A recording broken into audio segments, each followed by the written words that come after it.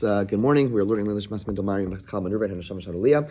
Let's just review the Mishnah because that'll help us go through the Gemara. We'll do it quickly since we started already yesterday. So Chavis Shenishbara, at the top of where the beginning of the 21st chapter. Chavis Shenishbara, a wine cask that broke. Matzila Nemana Mizon Shalosh Duros, a person's allowed to save from it only the amount for 3 meals, not more, because the concern is once a person starts involving themselves. Again, we're talking about inside the house. There's no problem of placing buckets under their bucket. The problem is once you're involving yourself in something, especially there's a big financial loss, there's a concern that a person's going to go ahead and fix it. You're allowed to tell other people to come and save for yourselves. You cannot use a sponge to clean up the spilled wine because you might go ahead and squeeze it. Okay. You're not allowed to squeeze fruits on Shabbos to extract liquids from them. And if liquid oozed out of the fruit on their own, it is asur. Rabbi Yehuda Omer, if a person stored the fruits for food, for eating it, then the liquid that comes from them is permitted. But if a person stored the fruit for liquid, for squeezing, then the liquid that comes out of them is prohibited. Okay, if honeycombs were chopped before Shabbos, and then honey oozed out of them on their own, it's asur to eat them. Rabbi Elazar matir, and Elazar allows it. Okay. Fine. Tana. So now this is what we're up to. Tana. Lo yispad b'yayin. A person's not allowed to squeeze spilled wine. Basically, the idea is like this. Let's say wine spills out. Now, nowadays this would not be an issue because we wouldn't do this. But let's say a person, let's say something expensive spills out. I remember seeing this, let's say a person has like this really expensive bottle of scotch and it falls out, right? So it's very expensive. And they're like, oh my gosh, what am I going to do? So they'll take like a sponge, they'll take like a cloth, and now, they know they don't know how to squeeze it, but what they'll do is they'll get all the scotch absorbed by the cloth, and then they'll hold it over like something else, or they'll just leave it somewhere else in order for the scotch or the expensive item to drip out. So the point is, you can't do so. Why? Ultimately, there's a concern. Now, midaraisa, there's no issue, right? There's no issue over there. You're not doing it. You're not squeezing. The concern is, it's very likely you're going to come to squeeze in such a case because you really want the liquid that's coming out of it, right? So therefore, you can't go ahead and take a towel, take something to absorb something that you want to keep, even if you're not squeezing it, because there's a concern that you might end up squeezing it, okay? Just parenthetically, once we're on it, let's just discuss quickly about cleaning up a spill. There is a general prohibition. So generally speaking, what a person cannot do when it comes to cleaning up a spill is take something that's going to get totally absorbed on Shabbos, because in doing so, there is a concern that once you start handling something which is totally absorbed, that you are going to squeeze it on Shabbos. So if you take a towel, let's say you have a big spill on Shabbos, you should not take a small towel, a small like hand cloth or whatever it is to clean up the spill, because there's a concern once you do so, then it's fully absorbed. So what are you going to do? You're going to end up like picking it up and you're going to end up squeezing it out. So what you should do is if you have a big spill or any type of spill, you should make sure that the towels that you use are more than they're larger, that they're not going to fully absorb, and that way you're not going to end up squeezing them. You just handle them by the part that are dry, and that's okay. When it comes to paper towels, the poskim are much more lenient since we're not as concerned that a person, why would you want to squeeze out a regular towel? Because eventually you're going to go and put it in the wash, etc., and you don't want something which is fully absorbed. But if you're using paper towel, generally there are many poskim who are lenient across the board, saying that a person is not going to end up squeezing it because you have no need to squeeze it. You're just going to pick it up and throw it out. You shouldn't be squeezing it, but you're allowed to handle it, and therefore with paper, the best way to clean up a mess in general is with paper towel, because there's less of a concern that you're going to squeeze it out because you have no benefit in squeezing it out. When it comes to using cloth, you should make sure that it's not going to be fully absorbed. Okay, fine. Similarly, a person should moisten. Let's use spilled oil. So what a person would do back in the day is they put their hands in the oil, and then they put the oil, then they go to a bucket and they squeeze off the oil. Okay, I know it's gross, but again, you're living in a world which is much more economical, much more frugal, and they wouldn't waste as much as we would, and therefore if they have spills, these are the way they're going to clean up. In these cases, in the second case, there's no schita issue, but rather that's more of like a weekday activity. It's simply just not like a Shabbos thing that's done, and therefore it cannot be done, even though there's no squeezing issue in that second case. Okay, Tan Rabbanan. Nispazrulo. Now, once we mentioned Uvda Dechol, once we mentioned weekday activities, we have another halacha about weekday activity. Nispazrulo Peres B'Chatzar. A person has fruit that's scattered all over the courtyard. Melaketz al yad ve'ochel. You're allowed to gather them while you eat them. In other words, you can pick them up, take a little bit, pick them up, eat a little bit. That's allowed. But what you're not allowed to do is start gathering them into a basket or into a box. If you have a tremendous mess in a courtyard, not in your basement, but in a wide open area, it's not exactly clear how large the area has to be, but basically, as opposed to in one space. And one space is like in your house, in a room. If you have a messy basement, you like to clean up the basement. But outside in the courtyard, and it's like there's stuff strewn all over the place, to start going ahead and putting it into boxes is not allowed. Again, what's the isser? There's no isser, but rather it is considered a weekday activity. Okay, the exact parameter is not so clear to me at least. Again, you're allowed to clean. The poskim do say you're certainly allowed to clean up in a one quote unquote space, and that would mean like one room, one house. But once it's in an open courtyard, that's where it gets much trickier. And again, I don't know exactly where to draw the line. Okay, now we get back to the Mishnah, which spoke about schita with fruit on Shabbos. So again, the Chachamim said that you're not allowed to squeeze fruit. Everyone says you're not allowed to squeeze fruit. Everyone agrees. But then it says if it goes out on their own, if the liquid goes out on its own, it's usher to drink that liquid. And Yehuda says he distinguishes. If the fruit were designated for eating, then anything that comes out is allowed. If they were designated for making a drink, then anything that comes out is usher. That was Rabbi Yehuda's opinion. Okay, now we're going to see a couple of opinions about the machlokas between Rabbi Yehuda and the Rabbanan. So Rabbi Yehuda, Amr Shmuel, Moda, Rabbi Yehuda the Amora, later generation, says the name of Shmuel. Moda Hayir Amer, Rabbi Yehuda the Tana agrees. Moda Hayir Rabbi Yehuda the Tana agrees the Chachamim bezeisim va'anavim. Okay, so Rabbi Yehuda agrees to the Chacham. Again, the Chacham said that any liquid that oozes out, no matter what, is asr. So Rabbi Yehuda, according to this version, agrees the Chachamim when it comes to olives or grapes, that any liquid that comes out, even if a person stored them for eating, you can't drink that liquid. My time, what's the reason? Kevan de l'schita ninu yahiv daite. Since olives and grapes are typically designated for squeezing, okay, then even though a person initially set them aside for eating, if let's say you see that your grapes started, oozing out liquid, or your olives started oozing out liquid, since it's very normal for a person to be using oil or using grape juice / wine, therefore, in your mind, you're going to switch it over and say, oh, you know what, I do want this for liquid, and then it'll enter into that forbidden category. And therefore, Yehuda across the board says, when it comes to olives and grapes, a person, any liquid that comes out of them, even if I designate them for eating, I cannot drink that liquid. Okay? Fine. That's version number one.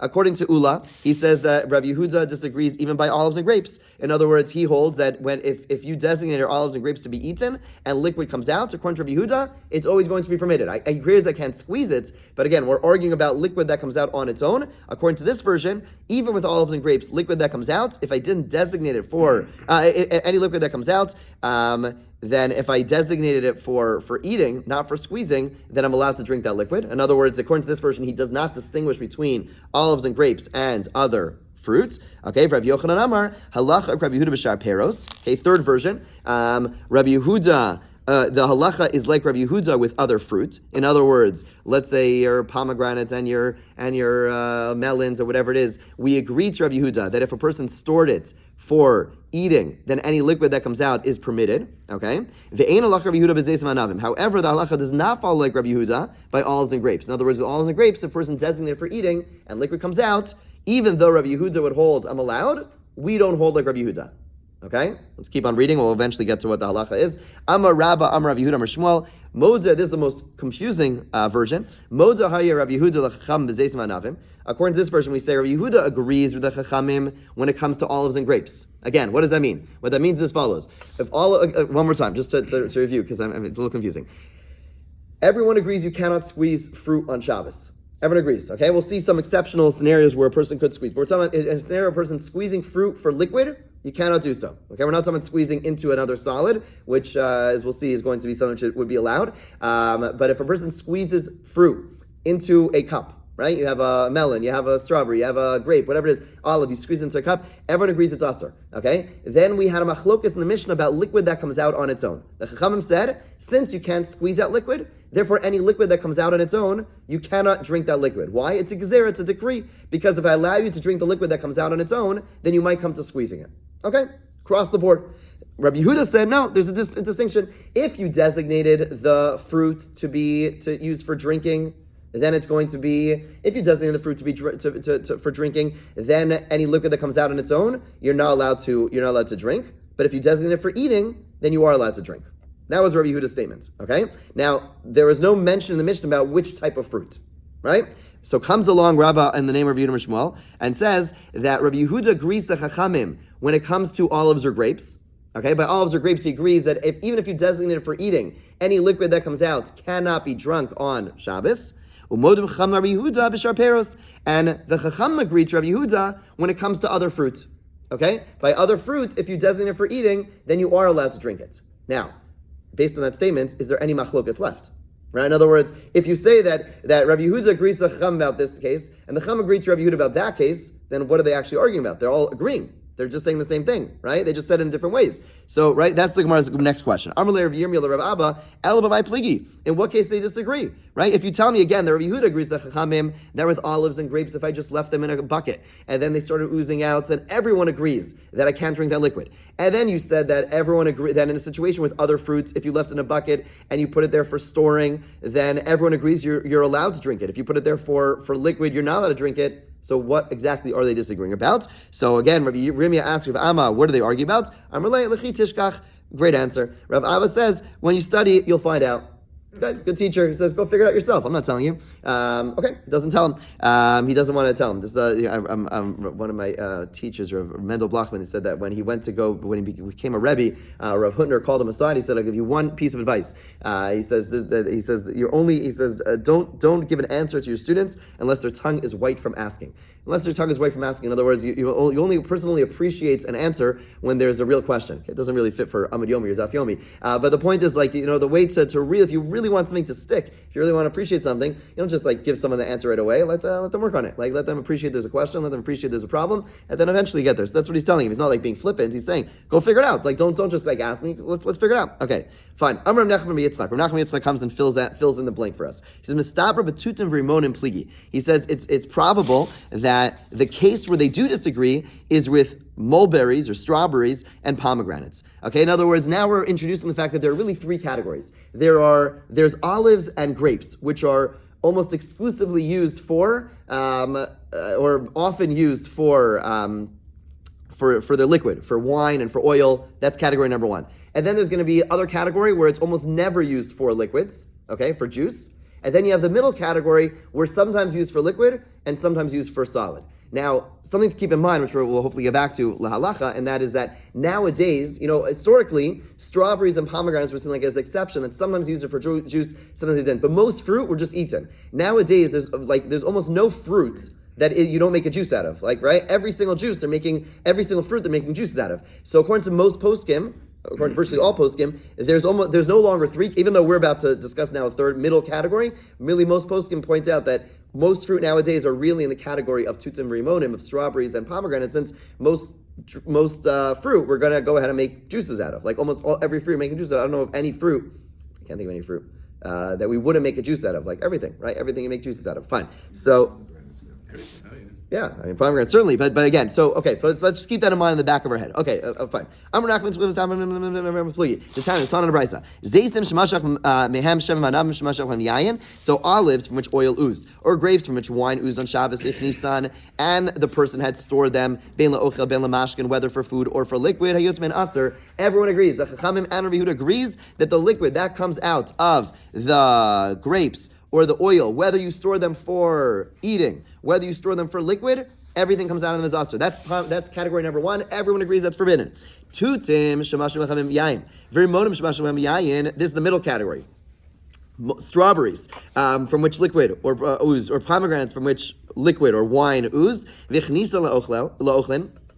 If a person had originally stored them for eating, okay, hayotz me'am mutter, then anything that comes out is mutter. Lemashkim v'listam. And if a person stored them for liquid or for no purpose, hayotzaman aser, then it's aser. But no purpose meaning a person didn't have any specific intention. Divrei Rabbi Yehuda. Those are the words of Rabbi Yehuda.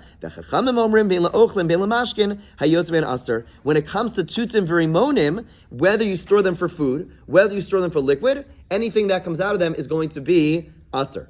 Right? So what do you see from this brisa? From this brisa, you see that everyone agrees by olives and grapes that anything comes out of those fruits, no matter how you store them, it's going to be aser, right? And then they argue specifically about tutim v'rimonim, And there, Rabbi Yehuda says, if a person stored them for eating, then you're allowed to eat any of the liquid that comes out, right? If you store them for drinking or you just put them away without any intention, then the liquid that comes out cannot be drunk. And the Chachamim say, whether it's put for food, whether it's put for liquid, then you are, what comes out of them is usher. What do they hold about apples?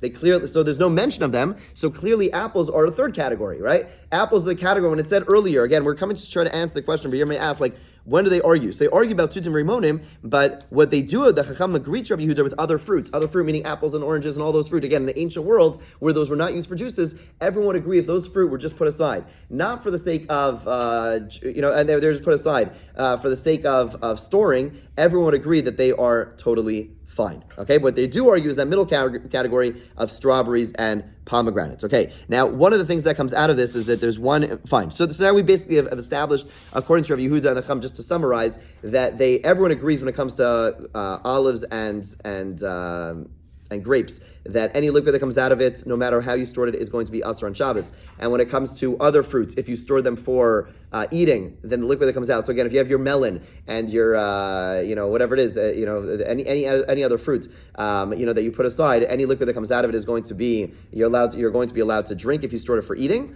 Okay, and then they argue about that middle category, which nowadays, as we pointed out, is quite expansive. But one of the things that comes out of Rabbi Yehuda's statement is Rabbi Yehuda said, if you set it aside for eating, then you're allowed to eat the liquid you're allowed to drink the liquid that comes out.